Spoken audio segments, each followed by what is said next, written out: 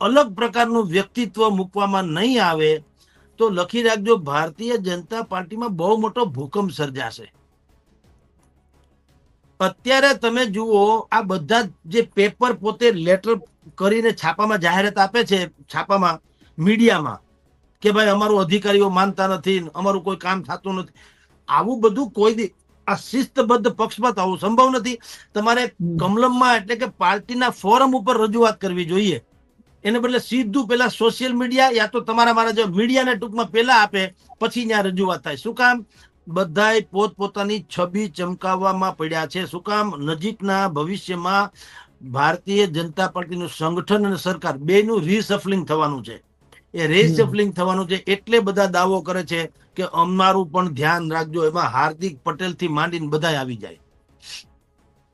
તમને 2.5 વર્ષ સુધી કાંઈ દેખાય નહીં, 2.5 વર્ષ પછી તમને એમ લાગે કે વિરમગામમાં મુશ્કેલી છે, ખાડા બાડા રોડ બોર્ડ ખરાબ થઈ ગયા છે, કેટલી ગ્રાન્ટ આવી એનો કઈ નક્કી નથી, મુખ્યમંત્રી પોતે 7 મહિના પહેલા જે ભૂમિપૂજન કરી ગયા એમાં ઈંટ મુકાણી નથી. આ બધું કાલ ને કાલ નથી થયું, એ તો છે જ, પણ હવે બિલકુલ આ ફળ પાકવામાં છે. અઠવાડિયા 10 દીમાં કે નજીકના ભવિષ્યમાં કોઈ પણ ભોગે પ્રમુખની વરણી અને પ્રધાનમંડળનું રીસફલિંગ કરે છૂટકો છે, સમજી લ્યો.